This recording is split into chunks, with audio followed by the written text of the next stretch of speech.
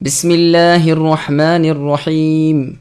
شروع کرتا ہوں اللہ کے نام سے جو بے انتہا مہربان نہایت رحم والے ہیں۔ سبح للہ ما فی السماوات وما فی الارض وهو العزیز الحکیم۔ یا ایہا الذین آمنوا لم تقولون ما لا تفعلون کبر مقتا عند اللہ ان تقولوا ما لا تفعلون ان اللہ يحب الذین یقاتلون فی سبیلہ صفا کأنہم بنیان مرصوص۔ زمین و آسمان کی ہر چیز اللہ تعالیٰ کی پاکی بیان کرتی ہے اور وہی اللہ غالب حکمت والے ہیں۔ اے مسلمانوں، تم وہ بات کیوں کہو جو نہ کرو؟ تم جو نہ کرو اس کا کہنا اللہ کو سخت ناپسند ہے۔ بے شک اللہ تعالیٰ ان لوگوں کو دوست رکھتے ہیں جو اللہ کی راہ میں صف بستہ جہاد کرتے ہیں، گویا وہ سیسا پلائی ہوئی عمارت ہیں۔ سورت کا تعارف اور شان نزول۔ عبداللہ بن سلام رضی اللہ عنہ فرماتے ہیں کہ ہم صحابہ رضی اللہ عنہم ایک دن بیٹھے بیٹھے آپس میں یہ تذکرے کر رہے تھے کہ کوئی جائے اور رسول اللہ صلی اللہ علیہ وسلم سے یہ دریافت کرے کہ اللہ کو سب سے زیادہ محبوب عمل کون سا ہے، مگر ابھی کوئی کھڑا بھی نہ ہوا تھا کہ ہمارے پاس رسول اللہ صلی اللہ علیہ وسلم کا قاصد پہنچا اور ہم میں سے ایک ایک کو بلا کر رسول اللہ کے پاس لے گیا۔ جب ہم سب جمع ہو گئے تو رسول اللہ نے اس پوری سورت کی تلاوت کی۔ اس میں ذکر ہے کہ جہاد سب سے زیادہ محبوب الہی ہے۔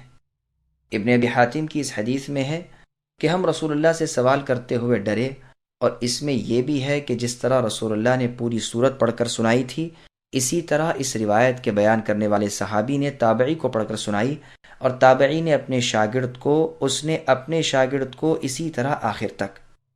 اور روایت میں ہے کہ ہم نے کہا تھا اگر ہمیں ایسے عمل کی خبر ہو جائے تو ہم ضرور اس پر عامل ہو جائیں۔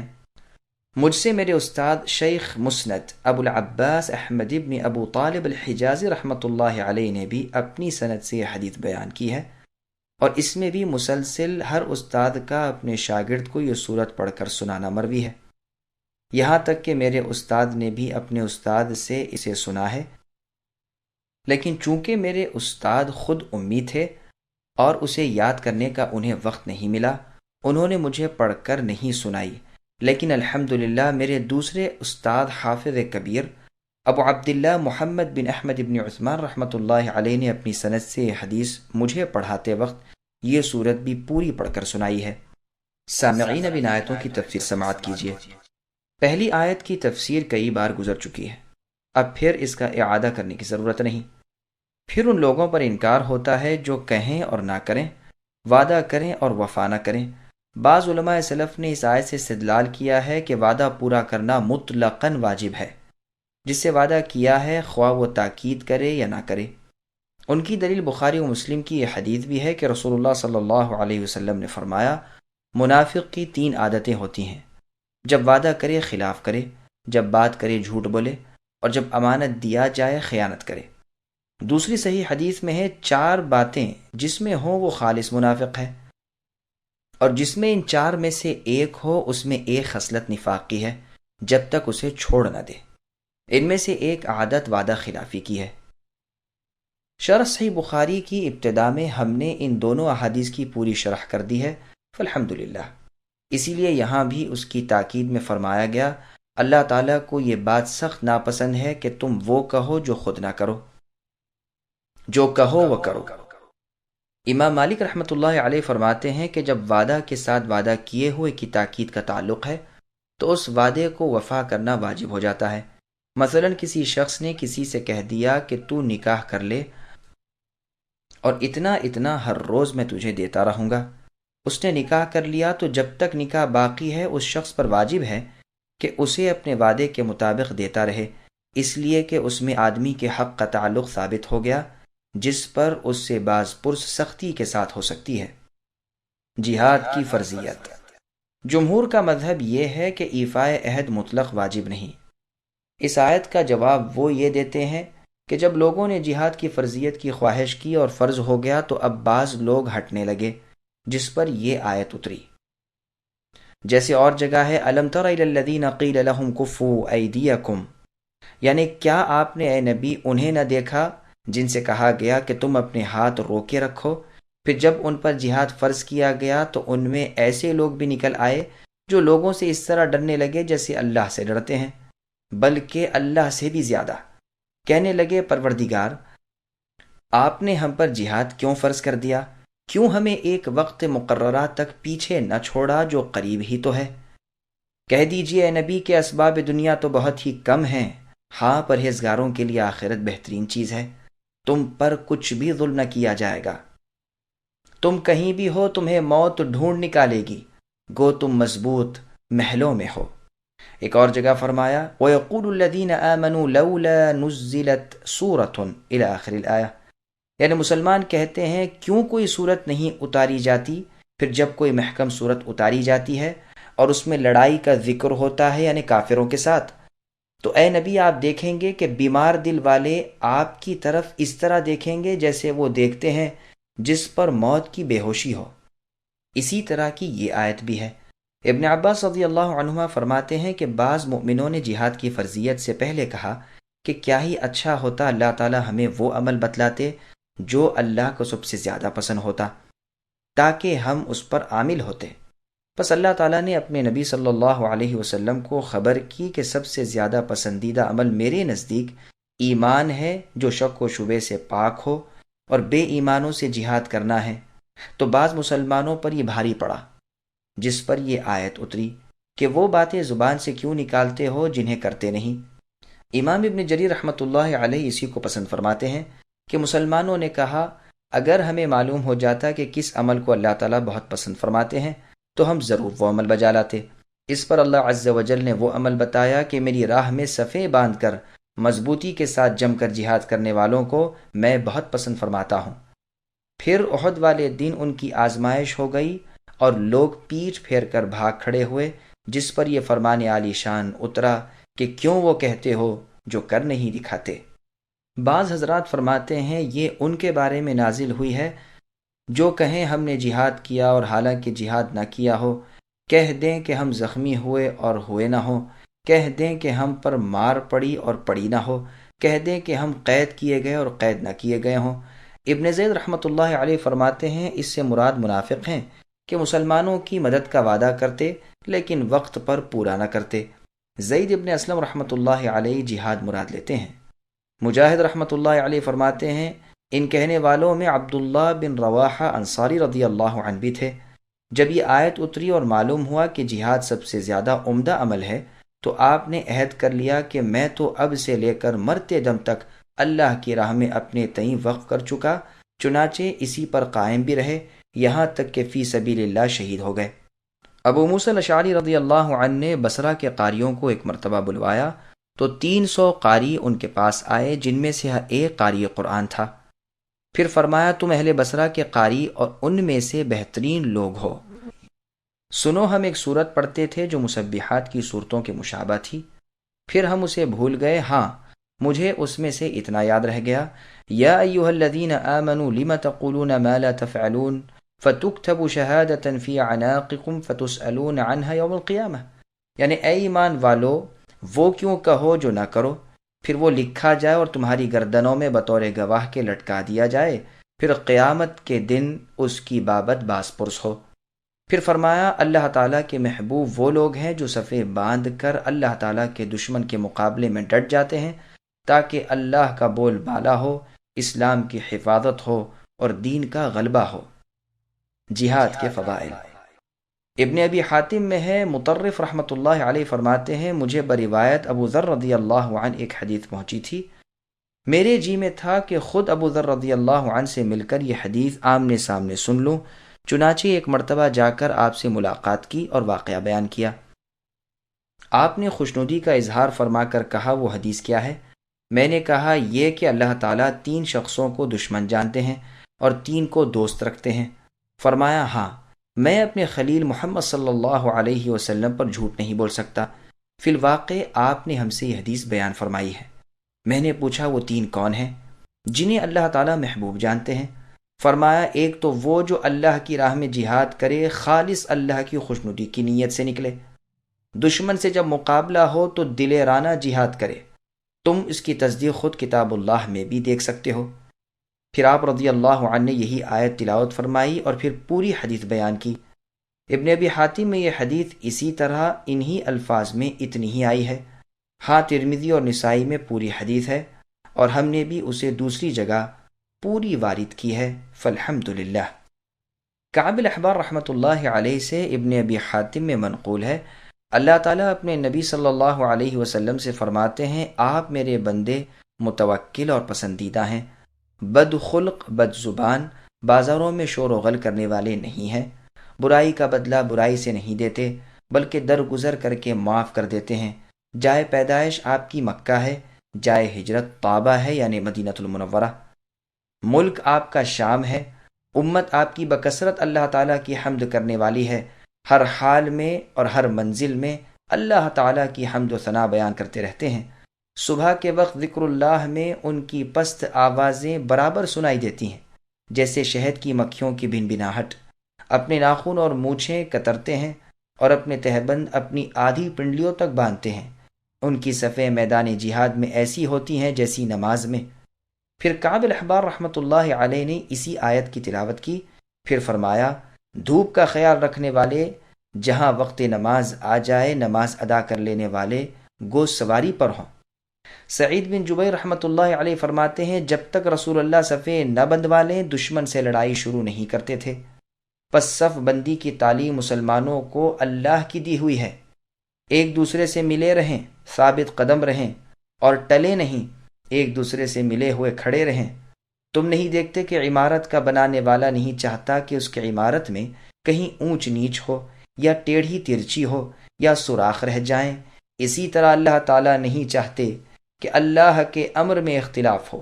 میدان جنگ میں اور بوقت نماز مسلمانوں کی صف بندی خود اللہ نے کی ہے، پس تم اللہ تعالیٰ کے حکم کی تعمیل کرو جو احکام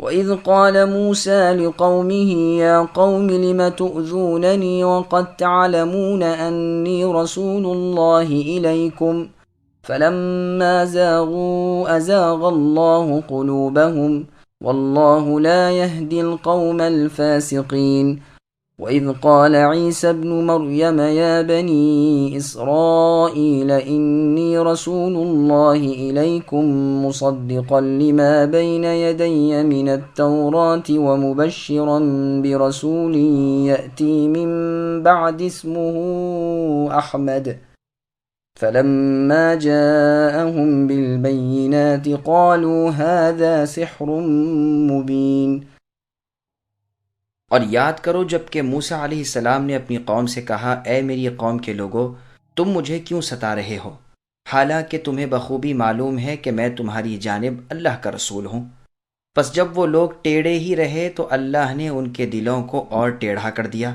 اللہ تعالیٰ نافرمان قوم کو ہدایت نہیں دیتے۔ اور جب مریم علیہ السلام کے بیٹے عیسیٰ علیہ السلام نے کہا اے میری قوم بنی اسرائیل میں تم سب کی طرف اللہ کا رسول ہوں، مجھ سے پہلے کی کتاب تورات کی میں تصدیق کرنے والا ہوں اور اپنے بعد آنے والے ایک رسول کی میں تمہیں خوشخبری سنانے والا ہوں جن کا نام احمد ہے۔ پھر جب وہ ان کے پاس کھلی دلیلیں لائے تو یہ کہنے لگے یہ تو کھلا جادو ہے۔ سامعین اب ان آیتوں کی تفسیر سماعت کیجیے۔ پیغمبروں کی تکالیف کا بیان۔ اللہ تعالیٰ فرماتے ہیں کلیم اللہ موسیٰ علیہ السلام بن عمران نے اپنی قوم سے فرمایا کہ تم میری رسالت کی سچائی جانتے ہو، پھر کیوں میرے در پہ آزار ہو رہے ہو؟ اس میں گویا ایک طرح پر رسول صلی اللہ علیہ وسلم کو تسلی دی جاتی ہے۔ چنانچہ رسول اللہ صلی اللہ علیہ وسلم جب بھی ستائے جاتے تو فرماتے اللہ تعالیٰ موسیٰ علیہ السلام پر رحمت نازل فرمائے، وہ اس سے زیادہ ستائے گئے لیکن پھر بھی صابر رہے۔ یہ روایت بخاری کی ہے، اور ساتھ ہی اس میں مؤمنوں کو ادب سکھایا جا رہا ہے کہ وہ اللہ کے نبی کو ایذا نہ پہنچائیں، ایسا نہ کریں جس سے آپ صلی اللہ علیہ وسلم کا دل میلا ہو، جیسے اور جگہ اللہ نے فرمایا لا تکونوا کالذین آذوا موسیٰ الی آخر الآیہ، ایمان والو تم ایسے نہ ہونا جیسے موسیٰ کو اذیت دینے والے تھے۔ اللہ تعالیٰ نے اپنے اس ذی عزت بندے یعنی موسیٰ علیہ السلام کو ان کے یعنی بنی اسرائیل کے بہتانوں سے پاک کیا۔ پس جبکہ یہ لوگ باوجود علم کے اتباع حق سے ہٹ گئے اور ٹیڑھے چلنے لگے تو اللہ تعالیٰ نے بھی ان کے دل ہدایت سے ہٹا دیے، شک و حیرت ان میں سما گئی، جیسے اور جگہ ہے وَنُقَلِّبُ أَفْئِدَتَهُمْ إِلَى آخر الآیہ، یعنی ہم ان کے دل اور آنکھیں الٹ دیں گے جس طرح یہ ہماری آیتوں پر پہلی دفعہ ایمان نہیں لائے، اور ہم انہیں ان کی سرکشی کی حالت میں چھوڑ دیں گے جس میں سرگردہ رہیں گے۔ اور جگہ اللہ نے فرمایا وَمَن يُشَاقِقِ الرَّسُولَ مِن بَعْدِ مَا تَبَيَّنَ لَهُ الْهُدَى الآیات، یعنی جو رسول کی مخالفت کرے ہدایت ظاہر ہو چکنے کے بعد اور مؤمنوں کے راستے کے سوا کسی کی تابعداری کر لے، ہم اسے اسی طرف متوجہ کریں گے جس طرف وہ متوجہ ہوا ہے، اور بالآخر اسے ہم جہنم میں ڈال دیں گے اور وہ بہت بری جگہ ہے۔ یہاں بھی ارشاد ہوتا ہے کہ اللہ تعالیٰ فاسقوں کی رہبری نہیں کرتے۔ پھر عیسیٰ علیہ السلام کا خطبہ بیان ہوتا ہے جو آپ نے بنی اسرائیل میں دیا تھا، جس میں فرمایا تھا کہ تورات میں میری خوشخبری دی گئی تھی، اور اب میں تمہیں اپنے بعد آنے والے ایک رسول کی پیش گوئی سناتا ہوں، جو نبی امی عربی مکی احمد مجتبی محمد مصطفیٰ صلی اللہ علیہ وسلم ہیں۔ پس عیسیٰ علیہ السلام بنی اسرائیل کے نبیوں کے ختم کرنے والے اور محمد صلی اللہ علیہ وسلم کل انبیاء اور مرسلین کے خاتم ہیں۔ آپ کے بعد نہ تو کوئی قیامت تک اب نبی آئے گا نہ رسول، نبوت و رسالت سب آپ صلی اللہ علیہ وسلم پر من کل الوجوہ ختم ہو گئی۔ رسول اللہ صلی اللہ علیہ وسلم کے فضائل، صحیح بخاری میں ایک نہایت پاکیزہ حدیث وارد ہوئی ہے جس میں ہے کہ رسول اللہ صلی اللہ علیہ وسلم نے فرمایا میرے بہت سے نام ہیں، محمد، احمد، ماحی، جس کی وجہ سے اللہ تعالیٰ نے کفر کو مٹا دیا، اور میں حاشر ہوں جس کے قدموں پر لوگوں کا حشر کیا جائے گا، اور میں عاقب ہوں۔ یہ حدیث مسلم میں بھی ہے۔ سنن نبی داؤد میں ہے کہ رسول اللہ صلی اللہ علیہ وسلم نے ہمارے سامنے اپنے بہت سے نام بیان فرمائے جو ہمیں محفوظ رہے۔ ان میں سے یہ چند ہیں، فرمایا میں محمد ہوں، میں احمد ہوں، میں حاشر ہوں، میں مقفع ہوں، میں نبی الرحمہ ہوں، میں نبی التوبہ ہوں، میں نبی الملحمہ ہوں۔ یہ حدیث بھی صحیح مسلم میں ہے۔ قرآن کریم میں ہے الذين يتبعون الرسول النبي الأمي الذي يجدونه مكتوبا عندهم في التوراة والإنجيل إلى آخر الآية، جو پیروی کرتے ہیں اس رسول نبی امی کی جنہیں اپنے پاس لکھا ہوا پاتے ہیں تورات میں بھی اور انجیل میں بھی۔ اور جگہ فرمایا وَإِذْ أَخَذَ اللَّهُ مِيثَاقَ النَّبِيِّينَ إلى آخر الآية، یعنی اللہ تعالیٰ نے جب نبیوں سے عہد لیا کہ جب کبھی میں تمہیں کتاب و حکمت دوں، پھر تمہارے پاس میرا رسول یعنی آخر الزمان محمد صلی اللہ علیہ وسلم جو اسے پہچانتا ہو جو تمہارے ساتھ ہے، تو تم اس پر ضرور ایمان لاؤ گے اور اس کی ضرور مدد کرو گے۔ کیا تم اس کا اقرار کرتے ہو اور اس پر میرا عہد لیتے ہو؟ سب نے کہا ہمیں اقرار ہے۔ فرمایا بس گواہ رہو اور میں بھی تمہارے ساتھ گواہوں میں ہوں۔ ابن عباس رضی اللہ عنہما فرماتے ہیں کوئی نبی اللہ تعالیٰ نے ایسا مبعوث نہیں فرمایا جس سے یہ اقرار نہ لیا ہو کہ ان کی زندگی میں اگر رسول اللہ صلی اللہ علیہ وسلم مبعوث کیے جائیں تو وہ آپ کی تابعداری کرے، بلکہ ہر نبی سے یہ وعدہ بھی لیا جاتا رہا کہ وہ اپنی اپنی امت سے بھی یہ عہد لے لیں۔ ایک مرتبہ صحابہ رضی اللہ عنہم نے دریافت کیا کہ اللہ کے رسول آپ ہمیں اپنی خبر سنائیے۔ آپ نے فرمایا میں اپنے باپ ابراہیم علیہ السلام کی دعا ہوں اور عیسیٰ علیہ السلام کی خوشخبری ہوں۔ میری والدہ آمینہ کا جب پاؤں بھاری ہوا تو خواب میں دیکھا کہ گویا ان میں سے ایک نور نکلا ہے جس سے شام کے شہر بصرہ کے محلات چمک اٹھے۔ اس کی سند بڑی عمدہ ہے اور دوسری سندوں سے اس کے شواہد بھی ہیں۔ رسول اللہ صلی اللہ علیہ وسلم عیسیٰ علیہ السلام کی بشارت ہیں۔ مسند احمد میں ہے میں اللہ تعالیٰ کے نزدیک خاتم النبیین تھا، درا حالہ کہ آدم علیہ السلام اپنی مٹی میں گندے ہوئے تھے۔ میں تمہیں اس کی ابتدا سناؤں؟ میں اپنے والد ابراہیم علیہ السلام کی دعا، عیسیٰ علیہ السلام کی بشارت اور اپنی ماں آمنہ کا خواب ہوں۔ انبیاء کی والدہ کو اسی طرح خواب دکھائے جاتے ہیں۔ مسند کی ایک اور حدیث میں ہے، رسول اللہ صلی اللہ علیہ وسلم نے ہمیں نجاشی بادشاہ حبشہ کے ہاں بھیج دیا تھا۔ ہم تقریباً 80 آدمی تھے۔ ہم میں عبداللہ بن مسعود، جعفر بن ابی طالب، عبداللہ بن رواحہ، عثمان بن مذعون، ابو موسیٰ الاشعری رضی اللہ عنہم وغیرہ بھی تھے۔ ہمارے یہاں پہنچنے پر قریش نے یہ خبر پا کر ہمارے پیچھے اپنی طرف سے بادشاہ کے پاس اپنے 2 سفیر بھیجے، عمرو بن العاص اور عمارہ بن ولید۔ ان کے ساتھ دربار شاہی کے لیے تحفے بھی بھیجے۔ جب یہ آئے تو انہوں نے بادشاہ کے سامنے سجدہ کیا، پھر دائیں بائیں گھوم کر بیٹھ گئے، پھر اپنی درخواست پیش کی کہ ہمارے کنبے قبیلے کے چند لوگ ہمارے دین کو چھوڑ کر ہم سے بگڑ کر آپ کے ملک میں چلے آئے ہیں۔ ہماری قوم نے ہمیں اس لیے آپ کی خدمت میں بھیجا ہے کہ آپ انہیں ہمارے حوالے کر دیجیے۔ نجاشی نے پوچھا وہ کہاں ہیں؟ انہوں نے کہا یہیں اسی شہر میں ہیں۔ حکم دیا کہ انہیں حاضر کرو۔ چنانچہ یہ مسلمان صحابہ رضی اللہ عنہم دربار میں آئے۔ ان کے خطیب اس وقت جعفر بن ابی طالب رضی اللہ عنہ تھے، باقی لوگ ان کے ماتحت تھے۔ یہ جب آئے تو انہوں نے سلام تو کیا لیکن سجدہ نہیں کیا۔ درباریوں نے کہا تم بادشاہ کے سامنے سجدہ کیوں نہیں کرتے؟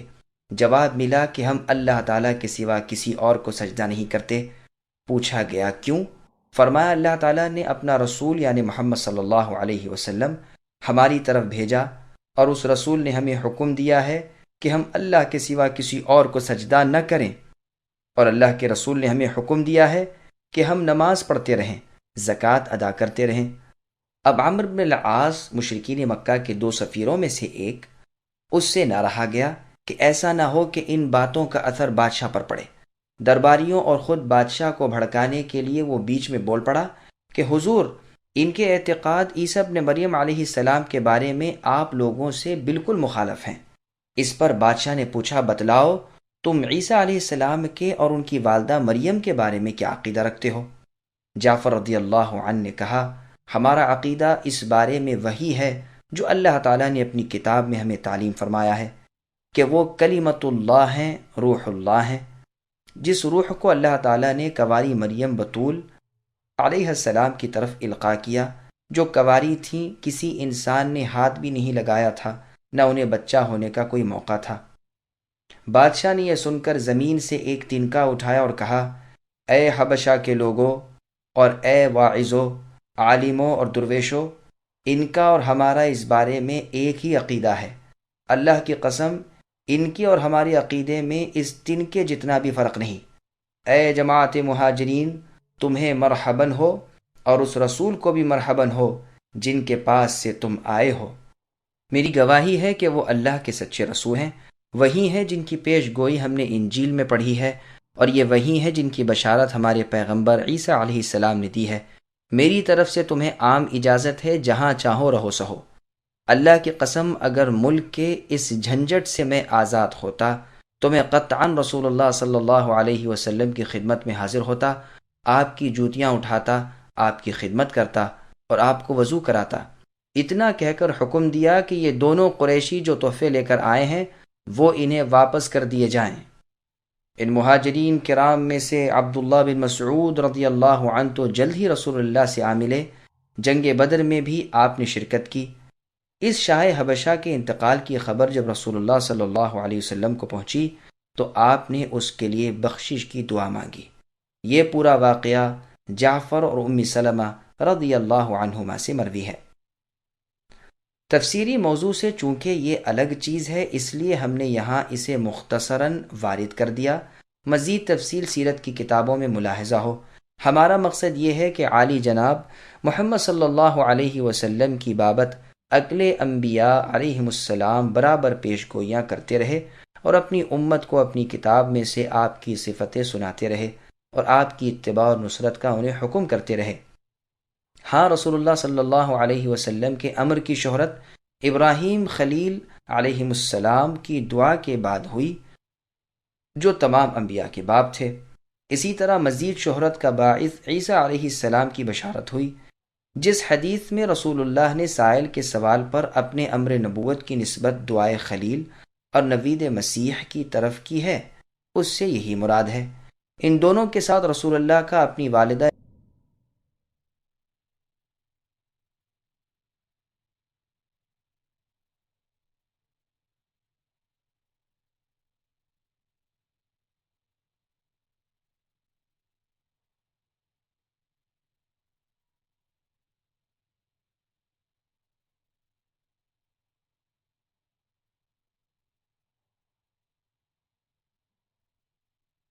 ومن أظلم ممن افترى على الله الكذب وهو يدعى إلى الإسلام والله لا يهدي القوم الظالمين يريدون ليطفئوا نور الله بأفواههم والله متم نوره ولو كره الكافرون هو الذي أرسل رسوله بالهدى ودين الحق ليظهره على الدين كله ولو كره المشركون۔ اور اس شخص سے زیادہ ظالم اور کون ہوگا جو اللہ پر جھوٹ افطرا باندھے حالانکہ وہ اسلام کی طرف بلایا جاتا ہے، اور اللہ ایسے ظالموں کو ہدایت نہیں کرتے۔ چاہتے ہیں کہ اللہ کے نور کو اپنے منہ سے بجھا دیں، اور اللہ اپنے نور کو کمال تک پہنچانے والے ہیں، گو کافر برا مانے۔ وہی اللہ ہے جنہوں نے اپنے رسول محمد صلی اللہ علیہ وسلم کو ہدایت اور سچا دین دے کر بھیجا ہے تاکہ اسے اور تمام دینوں پر غالب کر دے اگرچہ مشرکین ناخوش ہوں۔ سامعین، اب ان آیتوں کی تفسیر سماعت کیجیے۔ اللہ کا دین روشن ہے۔ ارشاد ہوتا ہے کہ جو شخص اللہ تعالیٰ پر جھوٹ افطرا باندھے اور اللہ کے شریک و صحیح مقرر کرے، اس سے بڑھ کر کوئی ظالم نہیں۔ اگر یہ شخص بے خبر ہوتا جب بھی ایک بات تھی، یہاں تو یہ حالت ہے کہ وہ اخلاص اور توحید کی طرف برابر بلایا جا رہا ہے۔ بھلا ایسے ظالموں کی قسمت میں ہدایت کہاں؟ ان کفار کی چاہت تو یہ ہے کہ حق کو باطل سے رد کر دیں۔ ان کی مثال بالکل ایسی ہے جیسے کوئی سورج کی شعاع کو اپنے منہ کی پھونک سے بے نور کرنا چاہے، جس طرح یہ محال ہے کہ اس کے منہ کی پھونک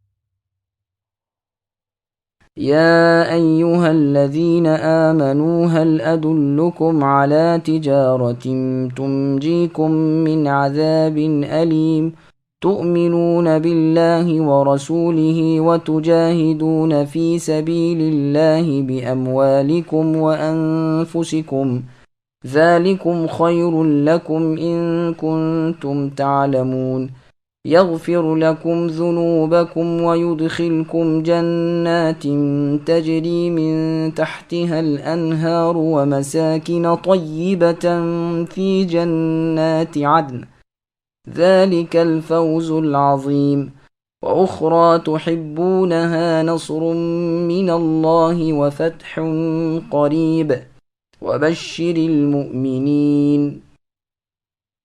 اے ایمان والو، کیا میں تمہیں وہ تجارت بتلاؤں جو تمہیں دردناک عذاب سے بچا لے؟ اللہ تعالیٰ پر اور اللہ کے رسول پر ایمان لاؤ اور اللہ کی راہ میں اپنے مال اور اپنی جانوں سے جہاد کرو، یہ تمہارے لیے بہتر ہے اگر تم میں علم ہو۔ اللہ تعالیٰ تمہارے گناہ معاف فرما دیں گے اور تمہیں ان جنتوں میں پہنچا دیں گے جن کے نیچے نہریں جاری ہوں گی، اور صاف ستھرے گھروں میں جو جنت عدن میں ہوں گے۔ یہی ہے بہت بڑی کامیابی، اور تمہیں ایک دوسری نعمت بھی دیں گے جسے تم چاہتے ہو، وہ اللہ کی مدد اور جلد فتح یابی ہے۔ اور اے نبی، ایمانداروں کو خوشخبری دے دیجیے۔ سامعین، اب ان آیتوں کی تفسیر سماعت کیجیے۔ بہترین تجارت۔ عبداللہ بن سلام رضی اللہ عنہ والی حدیث پہلے گزر چکی ہے کہ صحابہ رضی اللہ عنہم نے رسول اللہ سے یہ پوچھنا چاہا کہ سب سے زیادہ محبوب عمل اللہ تعالیٰ کو کون سا ہے؟ اس پر اللہ عز و جل نے یہ صورت نازل فرمائی جس میں فرما رہے ہیں کہ آؤ میں تمہیں ایک سراسر نفع والی تجارت بتاؤں جس میں گھاٹے کی کوئی صورت ہی نہیں ہے، جس سے مقصود حاصل اور ڈر زائل ہو جائے گا۔ وہ یہ ہے کہ تم اللہ کی وحدانیت اور اللہ کے رسول کی رسالت پر ایمان لاؤ، اپنا جان مال اللہ کی راہ میں قربان کرنے پر تل جاؤ، جان لو کہ یہ دنیا کی تجارت اور اس کے لیے کدو کاوش کرنے سے بہت ہی بہتر ہے۔ اگر اس میری بتلائی ہوئی تجارت کے تم تاجر بن گئے تو تمہاری ہر لغزش سے، ہر گناہ سے میں درگزر کر لوں گا، اور جنتوں کے پاکیزہ محلات میں بلند و بالا درجوں میں تمہیں پہنچاؤں گا۔ تمہارے بالا خانوں اور ان ہمیشگی والے باغات کے درختوں تلے سے صاف شفاف نہریں پوری روانی سے جاری ہوں گی۔ یقین مان لو کہ زبردست کامیابی اور اعلیٰ مقصد وری یہی ہے۔ اچھا، اس سے بھی زیادہ سنو، تم جو ہمیشہ دشمنوں کے مقابلے میں میری مدد طلب کرتے رہتے ہو اور اپنی فتح چاہتے ہو، تو میرا وعدہ ہے کہ یہ بھی تمہیں دوں گا۔ ادھر مقابلہ ہوا، ادھر فتح ہوئی، ادھر سامنے آئے، ادھر فتح و نصرت نے رکاب بوسی کی۔ اور جگہ اللہ کا ارشاد ہے، یا ایھا الذین آمنوا ان تنصروا اللہ ینصرکم ویثبت اقدامکم، کہ اے ایمان والو، اگر تم اللہ کے دین کی مدد کرو گے تو اللہ تعالیٰ تمہاری مدد کریں گے اور تمہیں ثابت قدمی عنایت فرمائیں گے۔ اور اللہ کا فرمان ہے، وَلَيَنصُرَنَّ اللَّهُ مَن يَنصُرُهُ إِنَّ اللَّهَ لَقَوِيٌّ عَزِيزٌ، یعنی یقیناً اللہ تعالیٰ اس کی مدد کریں گے جو اللہ کے دین کی مدد کرے۔ بے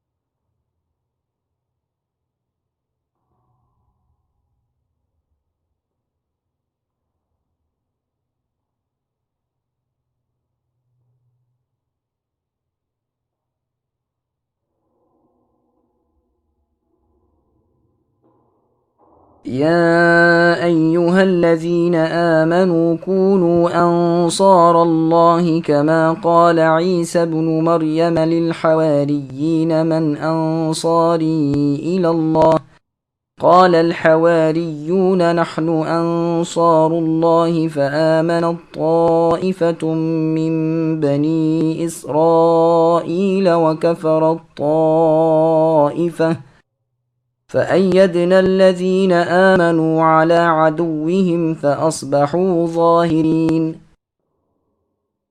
اے ایمان والو، تم اللہ تعالیٰ کے مددگار بن جاؤ، جس طرح مریم کے بیٹے عیسیٰ علیہ السلام نے حواریوں سے فرمایا کہ کون ہے جو اللہ کی راہ میں میرا مددگار بنے۔ حواریوں نے کہا، ہم اللہ کی راہ میں مددگار ہیں۔ پس بنی اسرائیل میں سے ایک جماعت تو ایمان لائی اور ایک جماعت نے کفر کیا۔ ہم نے مؤمنوں کی ان کے دشمنوں کے مقابلے پر مدد کی، پس وہ غالب آ گئے۔ سامعین، اب اس آیت کی تفسیر سماعت کیجیے۔ پیغمبر علیہ السلام کی مدد کرو۔ اللہ سبحانہ و تعالی اپنے مؤمن بندوں کو حکم دیتے ہیں کہ وہ ہر آن اور ہر لحظہ جان و مال، عزت آبرو، قول و فعل، نقل و حرکت سے، دل و زبان سے اللہ اور اللہ کے رسول کی تمام تر باتوں کی قبولیت میں رہیں۔ پھر مثال دیتے ہیں کہ عیسیٰ علیہ السلام کے تابع داروں کو دیکھو کہ عیسیٰ علیہ السلام کی آواز پر فوراً لبیک پکار اٹھے، اور ان کے اس کہنے پر کہ کوئی ہے جو اللہ کی باتوں پر میری امداد کرے، انہوں نے بلا غور علی الفور کہہ دیا کہ ہم سب آپ کے ساتھی ہیں اور دین الہی کی امداد میں آپ علیہ السلام کے تابع ہیں۔ چنانچہ روح اللہ عیسیٰ ابن مریم علیہ السلام نے اسرائیلیوں اور یونانیوں میں انہیں مبلغ بنا کر شام کے شہروں میں بھیجا۔ حج کے دنوں میں نبی صلی اللہ علیہ وسلم بھی فرمایا کرتے تھے کہ کوئی ہے جو مجھے جگہ دے تاکہ میں اللہ تعالیٰ کی رسالت کو پہنچا دوں، قریش تو مجھے رب کا پیغام پہنچانے سے روک رہے ہیں۔ یہ روایت مسند احمد وغیرہ کی ہے۔ چنانچہ اہل مدینہ کے قبیلے اوس اور خزرج کو اللہ تعالیٰ نے یہ سعادت ابدی بخشی۔ انہوں نے رسول اللہ سے بیعت کی، رسول اللہ کی باتیں قبول کیں اور مضبوط عہد و پیما کیے کہ اگر آپ ہمارے ہاں آ جائیں تو پھر کسی سرخ و سیاہ کی طاقت نہیں جو آپ کو دکھ پہنچائے۔ ہم آپ کی طرف سے جانیں لڑا دیں گے اور آپ پر کوئی آنچ نہ آنے دیں گے۔ پھر جب رسول اللہ صلی اللہ علیہ وسلم اپنے ساتھیوں کو لے کر ہجرت کر کے ان کے ہاں گئے تو فی الواقع انہوں نے اپنے کہے کو پورا کر دکھایا اور اپنی زبان کی پاسداری کی۔ اسی لیے انصار کے معزز لقب سے ممتاز ہوئے، اور یہ لقب گویا ان کا امتیازی نام بن گیا۔ اللہ تعالیٰ ان سے خوش ہو اور انہیں بھی راضی کرے، آمین۔ اب جب کہ حواریوں کو لے کر آپ اللہ کے دین کی تبلیغ کے لیے کھڑے ہوئے تو بنی اسرائیل کے کچھ لوگ تو راہ راست پر آ گئے اور کچھ لوگ نہ آئے، بلکہ آپ کو اور آپ کی والدہ ماجدہ طاہرہ کو یعنی مریم علیہ السلام کو بدترین برائی کی طرف منسوب کیا، یعنی ان پر زنا کی تہمت باندھی۔ ان یہودیوں پر اللہ کی پھٹکار پڑی اور ہمیشہ کے لیے راندہ درگاہ بن گئے، یعنی اللہ کی رحمت سے محروم ہو گئے۔ پھر ماننے والوں میں سے بھی ایک جماعت ماننے ہی میں حد سے گزر گئی اور انہیں ان کے درجے سے بہت بڑھا دیا، یعنی انہیں اللہ کا بیٹا ہی بنا دیا۔ پھر اس گروہ میں بھی کئی گروہ ہو گئے، بعض تو کہنے لگے کہ سیدنا عیسیٰ علیہ السلام اللہ کے بیٹے ہیں، بعض نے کہا تین میں سے تیسرے ہیں، یعنی باپ، بیٹا اور روح القدس، اور بعض نے تو آپ ہی کو اللہ مان لیا۔ ان سب کا ذکر سورہ نساء میں مفصل ملاحظہ ہو۔ سچے ایمان والوں کی جناب باری تعالیٰ نے اپنے آخر الزماں پیغمبر محمد صلی اللہ علیہ وسلم کی بعثت سے تائید کی، ان کے دشمن نصرانیوں پر انہیں غالب کر دیا۔ عیسیٰ علیہ السلام کے ساتھیوں کا ذکر۔ ابن عباس رضی اللہ عنہما فرماتے ہیں جب اللہ تعالیٰ کا ارادہ ہوا کہ عیسیٰ علیہ السلام کو آسمان پر چڑھائے، عیسیٰ علیہ السلام نہا دھو کے اپنے اصحاب یعنی حواریوں کے پاس آئے، سر سے پانی کے قطرے ٹپک رہے تھے۔ یہ 12 اصحاب تھے جو ایک گھر میں بیٹھے ہوئے تھے۔ آتے ہی فرمایا تم میں وہ بھی ہیں جو مجھ پر ایمان لا چکے ہیں لیکن پھر میرے ساتھ کفر کریں گے، اور ایک دو دفعہ نہیں بلکہ 12 مرتبہ۔ پھر فرمایا تم میں سے کون اس بات پر آمدہ ہے کہ اس پر میری مشابہت ڈالی جائے اور وہ میرے بدلے قتل کیا جائے اور جنت میں میرے درجے میں میرا ساتھی بنے؟ ایک نوجوان جو ان سب میں کم عمر تھا اٹھ کھڑا ہوا اور اپنے تئیں پیش کیا۔ آپ علیہ السلام نے فرمایا تم بیٹھ جاؤ۔ پھر وہی بات کہی۔ اب کی مرتبہ بھی وہی کم عمر نوجوان صحابی کھڑے ہوئے۔ عیسیٰ علیہ السلام نے اب کی مرتبہ بھی انہیں بٹھا دیا۔ پھر تیسری مرتبہ یہی سوال کیا، اب کی مرتبہ بھی یہی نوجوان کھڑے ہوئے۔ عیسیٰ علیہ السلام نے فرمایا بہت بہتر۔ اسی وقت ان کی شکل و صورت بالکل عیسیٰ علیہ السلام جیسی ہو گئی، اور خود عیسیٰ علیہ السلام اسی گھر کے ایک روزن سے آسمان کی طرف اٹھا لیے گئے۔ اب یہودیوں کی دوڑ آئی، انہوں نے اس نوجوان کو عیسیٰ علیہ السلام سمجھ کر گرفتار کر لیا اور قتل کر دیا اور سولی پر چڑھا دیا، اور عیسیٰ علیہ السلام کی پیش گوئی کے مطابق ان باقی 11 لوگوں میں سے بعض نے 12 مرتبہ کفر کیا، حالانکہ اس سے پہلے ایماندار تھے۔ پھر بنی اسرائیل کے ماننے والے گروہ کے 3 فرقے ہو گئے۔ ایک فرقے نے تو کہا کہ خود اللہ ہمارے درمیان بصورت مسیح عیسیٰ علیہ السلام تھا، جب تک چاہا رہے، پھر آسمان پر چڑھ گئے۔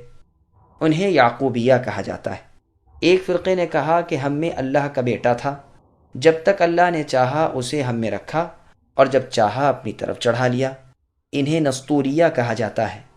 تیسری جماعت حق پر قائم رہی۔ ان کا عقیدہ ہے کہ اللہ کے بندے اور اس کے رسول عیسیٰ علیہ السلام ہم میں تھے، جب تک اللہ کی چاہت رہی آپ علیہ السلام ہم میں موجود رہے، پھر اللہ تعالیٰ نے اپنی طرف اٹھا لیا۔ یہ جماعت مسلمانوں کی ہے۔ پھر ان دونوں کافر جماعتوں کی طاقت بڑھ گئی اور انہوں نے ان مسلمانوں کو مار پیٹ کر قتل و غارت کرنا شروع کیا، اور یہ دبے بچھے اور مغلوب ہی رہے، یہاں تک کہ اللہ تعالیٰ نے اپنے نبی محمد صلی اللہ علیہ وسلم کو مبعوث فرمایا۔ پس بنی اسرائیل کی وہ مسلمان جماعت نبی صلی اللہ علیہ وسلم پر ایمان لائی، اور ان کافر جماعتوں نے رسول اللہ سے بھی کفر کیا۔ پس ان ایمان والوں کی اللہ تعالیٰ نے مدد کی اور انہیں ان کے دشمنوں پر غالب کر دیا۔ محمد صلی اللہ علیہ وسلم کا غالب آ جانا اور دین اسلام کا تمام ادیان کو مغلوب کر دینا ہی ان کا غالب آنا اور اپنے دشمنوں پر فتح پانا ہے۔